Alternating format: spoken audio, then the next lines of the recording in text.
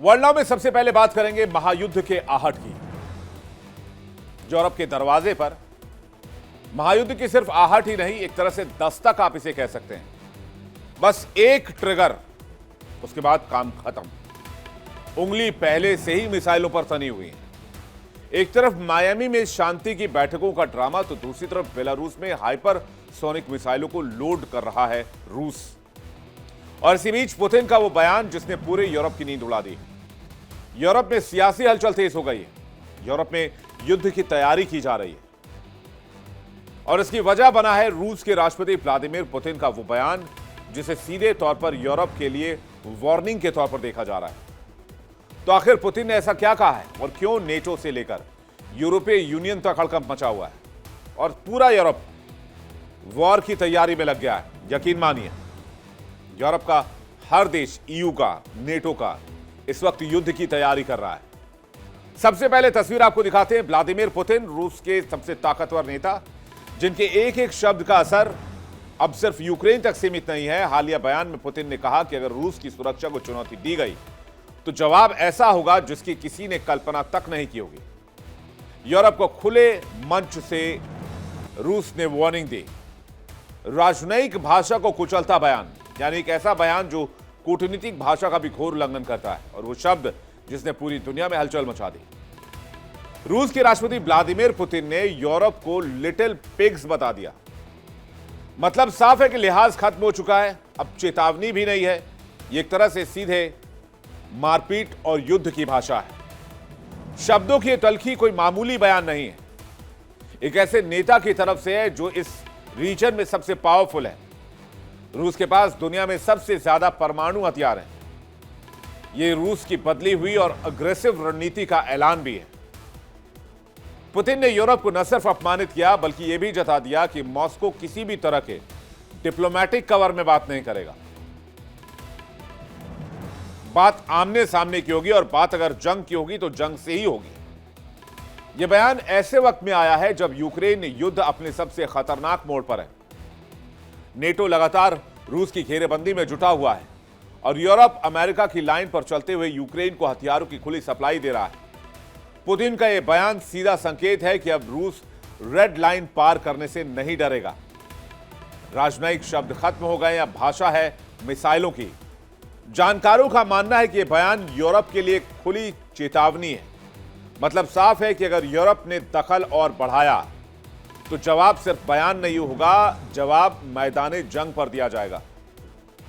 रूस की सबसे बड़ी चिंता, जिस बात से बौखलाए हैं रूसी राष्ट्रपति पुतिन, वो क्या है? वो ये है कि यूक्रेन को यूरोप ने हथियारों की निर्बाध सप्लाई खोल दी है और निर्बाध फंड की व्यवस्था कर दी है। यानी यूक्रेन जब तक चाहे वो रूस से लड़ सकता है, और इसी बात से पुतिन बहुत नाराज हो गए। इसलिए पूरे यूरोप को सबक सिखाने की तैयारी इस वक्त रूस कर रहा है। तो सवाल बड़ा है, पुतिन की वार्निंग क्या सिर्फ जुबानी जंग है या यूरोप के दरवाजे पर एक महायुद्ध की दस्तक हो चुकी है? क्योंकि जब राष्ट्राध्यक्ष यानी कि हेड ऑफ स्टेट चेतावनी की भाषा पर उतर आए तो समझ लीजिए कि दुनिया एक और खतरनाक युद्ध के दौर में दाखिल हो रही है। दुनिया एक बार फिर दहशत के साए में। रूस ने ऐसा हथियार दुनिया के सामने रख दिया है और यूरोप के बॉर्डर पर तैनात किया है, जिसने पूरे यूरोप की होश उड़ा दी है। यहां तक कि अमेरिका की नींद भी उड़ी हुई है। इस मिसाइल को देखिए आप। यह मिसाइल देखकर ही अच्छे अच्छे मुल्कों की रूह कांप जाए, बड़े बड़े मुल्क थर्रा जाएं। यह सिर्फ मिसाइल नहीं, इसका नाम भी मैं आपको बताऊंगा। यह कयामत का दूसरा नाम है। यानी अगर इस मिसाइल को दागा तो जिस मुल्क पे यह मिसाइल चलेगा वहां कयामत तय है। इसका नाम है ओरेशनिक। ओरेशनिक मिसाइल के बारे में भी जान लीजिए। रूस के नए खौफ का नाम इसे बताया जाता है। जरा फुल स्क्रीन आप एक बार तस्वीर देखिए। यह मिसाइल तैनात किया जा रहा है बेलारूस में। बेलारूस से इस मिसाइल से अब क्या यूरोप पर हमला करने वाले हैं पुतिन? यह सबसे बड़ा सवाल उठ खड़ा हुआ है। यह मिसाइल जो है ओरेशनिक, यह बहुत खतरनाक माना जाता है। यह मौत का दूसरा नाम है। क्यों ये मौत का दूसरा नाम है, कयामत का दूसरा नाम? समझ लीजिए, रूस की मध्यम दूरी की बैलिस्टिक मिसाइल सुपरसोनिक स्पीड से चलती है। RS-26 रूबीज प्लेटफॉर्म पर आधारित है। रफ्तार जो रडार को भी मात दे दे। स्पीड की अगर बात की जाए तो मैक 10 प्लस की स्पीड है। ट्रैकिंग लगभग नामुमकिन, इसे ट्रैक किया ही नहीं जा सकता। रेंज जो यूरोप के किसी भी देश को कवर करता हो, 1000 से लेकर 5500 किलोमीटर की दूरी, यानी पूरे यूरोप को नाप सकता है ये अकेले ये मिसाइल जो आप देख रहे हैं, जिसका नाम ओरेश्निक है। पश्चिमी ठिकाने भी इसके निशाने पर आते हैं। विनाशक क्षमता जान लीजिए, न्यूक्लियर वॉरहेड ले जाने की ताकत रखता है। क्लस्टर सबम्यूशन का विकल्प है, यानी कि एक मिसाइल से 4-5 मिसाइल निकल सकते हैं। अमेरिकी थार्ड और एजीस कोड जो कि एयर डिफेंस सिस्टम है, उसको भेदने की ताकत रखता है। मिसाइल डिफेंस के लिए सबसे बड़ा खतरा है, किसी भी एयर डिफेंस के लिए। नाम का मतलब भी खतरनाक है। रूसी में ओरेश्निक मतलब हेजल ट्री, यानी कि वॉरहेड के फैलाव और तबाही का संकेत माना जाता है। रूस का दावा है कि ओरेश्निक किसी भी मौजूदा एयर डिफेंस सिस्टम को आराम से चकमा दे सकती है। ना पेट्रियट काम आएगा, ना थार्ड काम आएगा, ना आयरन डोन काम आएगा, ना नाटो की ढाल काम आएगी। यही वजह है कि पश्चिमी देशों में इसे डूम्सडे वेपन कहा जा रहा है, यानी कयामत के दिन का हथियार। रूस की सेना ने हाइपरसोनिक मिसाइल सिस्टम को पूरी तरह से ऑपरेशनल कर दिया है और बेलारूस में तैनात करने का फैसला किया है। आप समझ सकते हैं, अंदाजा लगा सकते हैं रूस किस तरह का एग्रेशन अपना रहा है। और अगर नेटो इस जंग में डायरेक्ट इन्वॉल्व होता है, इनडायरेक्टली इन्वॉल्व हो चुका है। यूक्रेन को रसद, हथियार, पैसे नेटो दे रहा है, यूरोपियन यूनियन भी दे रहा है। लेकिन अगर युद्ध में डायरेक्ट नेटो उतरता है, यूरोपियन यूनियन कूदता है, तो फिर समझिए कि तृतीय विश्व युद्ध की शुरुआत होगी। यानी यूक्रेन के जंग ने दुनिया को वैसे भी दो ध्रुवों में बांट दिया है। एक तरफ यूरोप और नेटो, दूसरी तरफ अकेला लेकिन आक्रामक रूस, पर्दे के पीछे से ईरान और चीन और नॉर्थ कोरिया का साथ। ईरान, चीन, नॉर्थ कोरिया, रूस को मिला दे तो फिर ताकत बहुत बड़ी हो जाती है, इसलिए वो कंपैरिजन नहीं करेंगे। यूरोप वर्सेस रूस की ताकत आप देख लीजिए। यूरोप एक तरफ, पूरा यूरोप एक तरफ और रूस की ताकत एक तरफ। क्या कहते हैं आंकड़े अगर दोनों आमने सामने होते हैं? यूरोप में 30 से ज्यादा देश एक साथ आ जाएंगे। दुनिया के सबसे बड़ी डिफेंस अलायंस यूरोपीय यूनियन या नेटो को भी आप कह सकते हैं, क्योंकि अगर यूरोप आए तो लाजमी है नेटो के चार्टर 5 के हिसाब से नेटो को भी इस युद्ध में शामिल होना होगा। यूरोप के कुल सैन्य बजट की अगर बात की जाए तो ये $1 trillion defence budget. Advance technology, stealth fighter jets इनके पास हैं।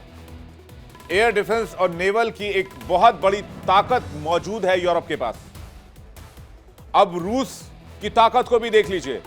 दुनिया का सबसे बड़ा देश है, सबसे ज्यादा परमाणु हथियार रूस के पास है, सबसे बड़ा न्यूक्लियर हथियार भंडार भी रूस के पास है, हाइपरसोनिक मिसाइलों का जखीरा रूस के पास है, भारी टैंक और आर्टिलरी फोर्स रूस के पास है। जमीनी युद्ध में, कॉम्बैट में जबरदस्त अनुभव यूरोप को डरा रहा है। ऊर्जा भी एक तरह का हथियार है, क्योंकि गैस और तेल असीमित मात्रा में रूस के पास है, कभी ना खत्म होने वाले भंडार। अब जरा बेलारूस की तस्वीर आप देखिए, जहां रूस की सेना ने हाइपरसोनिक मिसाइल सिस्टम ओरेश्निक को तैनात करने का फैसला किया है। ये वही मिसाइलें हैं जिन्हें रोकने में नेटो के डिफेंस सिस्टम भी नाकाम हो जाते हैं। ओरेश्निक की तैनाती सिर्फ एक सैन्य कदम नहीं है, एक वार्निंग है यूरोप को कि रूस के लफड़े से दूर रहो। रूस और यूक्रेन के विवाद से अपने आप को दूर रखिए। यूक्रेन युद्ध के बीच रूस ने क्लियर कर दिया, अगर जरूरत पड़ी और अगला वार पहले से कहीं ज्यादा विनाशकारी हो सकता है। सवाल बड़ा, क्या ओरेश्निक दुनिया को एक और महायुद्ध की तरफ ले जा रही है, या सिर्फ मसल फ्लेक्स है, यानी कि ताकत दिखाने का खेल? अब जरा फुल स्क्रीन तस्वीर आपको दिखाते हैं इस मिसाइल की एक बार फिर से। जरा देखिए किस तरह से एक घातक मिसाइल बेलारूस में रूस ने तैनात करने का फैसला किया है, जिसके बाद पूरे यूरोप में हड़कंप मचा हुआ है। एक तरफ रूस अपनी ताकत दिखा रहा है, दूसरी तरफ यूरोप लगातार पलटवार कर रहा है। खुद रूसी सेना के टॉप जनरल वालेरी गेरासिमोव ने साफ कर दिया है कि रूस ने इन हाइपरसोनिक मिसाइलों से लैस पूरी की पूरी सैन्य ब्रिगेड यूरोप के बॉर्डर पर खड़ी कर दी है। एक तरफ मायामी भी है, जहां पर पश्चिमी देश शांति, संवाद और कूटनीतिक बातें कर रहे हैं। लेकिन सवाल यही है, क्या शांति की बातें सिर्फ दिखावा हैं? अगर मायामी में शांति की बात की जा रही है, तो फिर यह बॉर्डर पर क्या चल रहा है? रूस के राष्ट्रपति व्लादिमीर पुतिन का बयान आग में घी डाल चुका है। यूरोप को लिटिल पिग्स कहकर पुतिन ने संदेश साफ दे दिया है, भाषा नहीं बदलेगी, बेशक हालात बदल जाएं।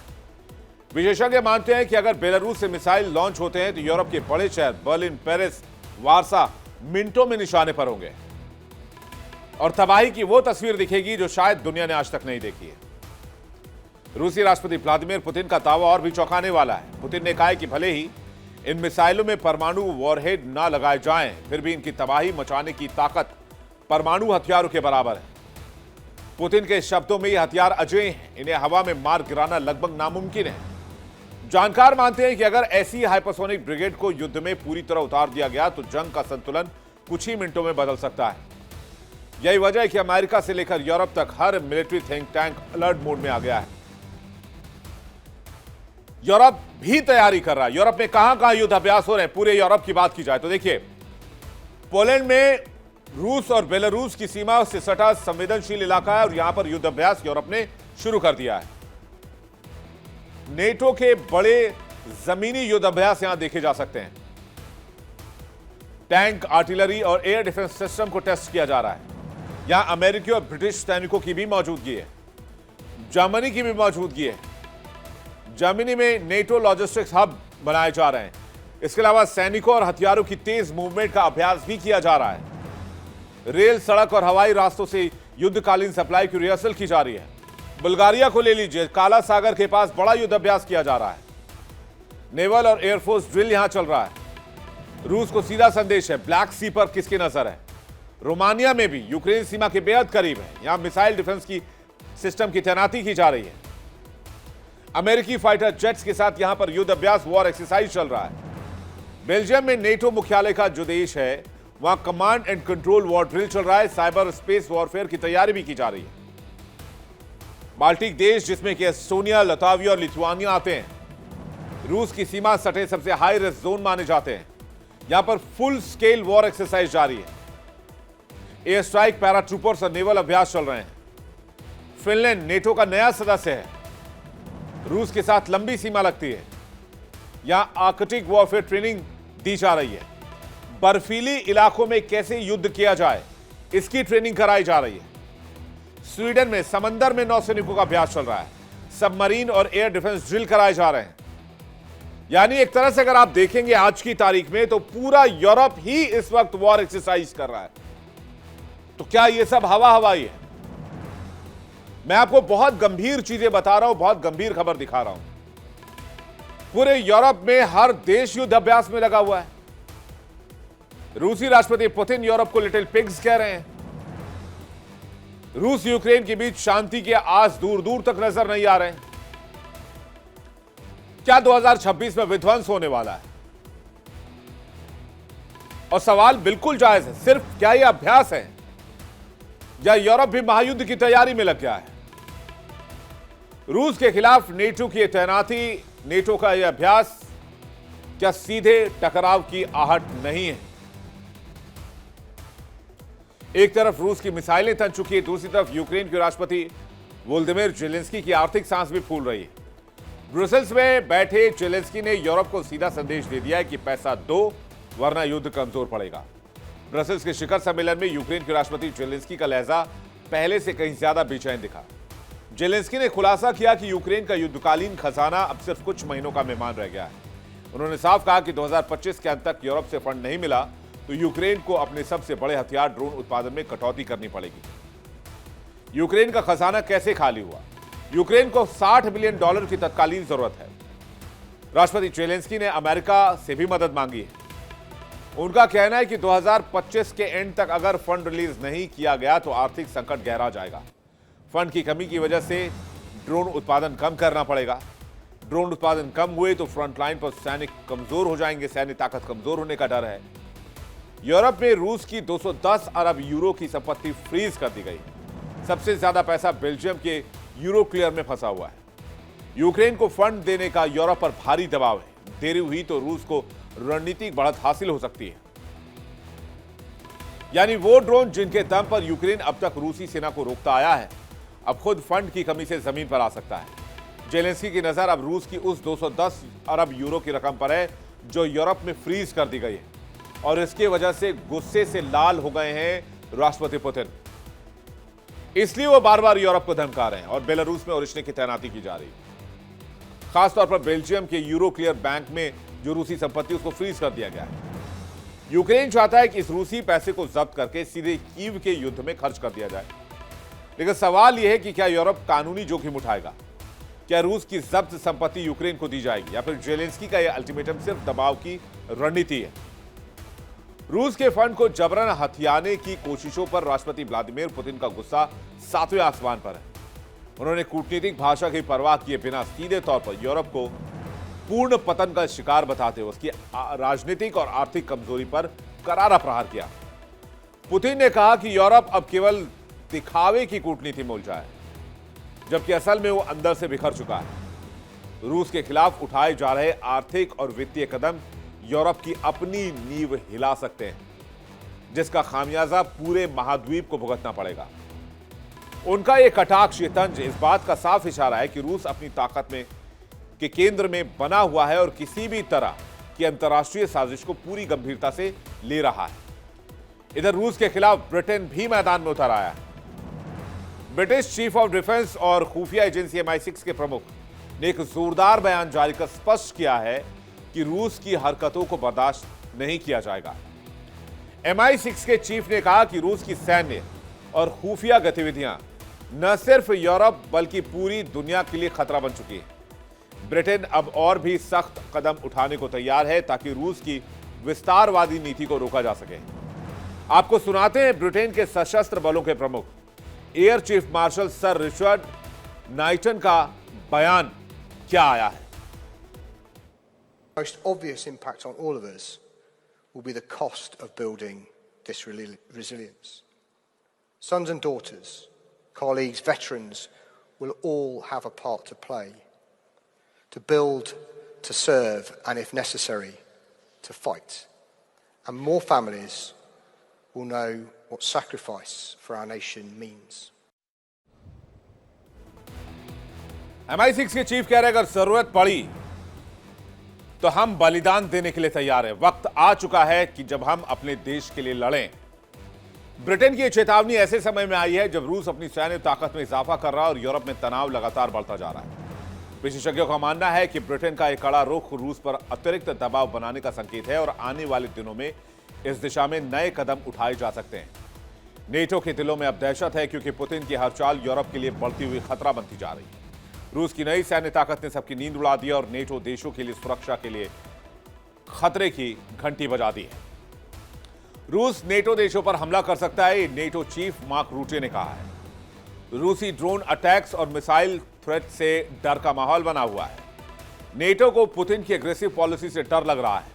बेलारूस की सीमा कई नेटो देशों से जुड़ी हुई है, जहां पोलैंड, लिथुआनिया, लिथाविया इस बॉर्डर एरिया में आते हैं। यानी एक तरफ अमेरिका शांति के स्क्रिप्ट पढ़ना चाहता है, दूसरी तरफ नेटो और यूरोप युद्ध की तैयारी में लगा है। इतिहास गवाह है कि जब हथियार बोलने लगते हैं, बयान सिर्फ रिकॉर्ड में रह जाते हैं। यूरोप के दरवाजे पर एक ऐसा युद्ध खड़ा है जो अगर शुरू हुआ तो ये सीमाओं में नहीं बंधेगा। सवाल सिर्फ इतना कि क्या दुनिया ट्रिगर रुकने का इंतजार कर रही है या फिर तबाही का। दोनों पक्षों को शांत करने के लिए कोई ठोस कदम क्यों नहीं उठाए जा रहे हैं? क्या पूरी दुनिया एक और युद्ध का तमाशा देखना चाहती है?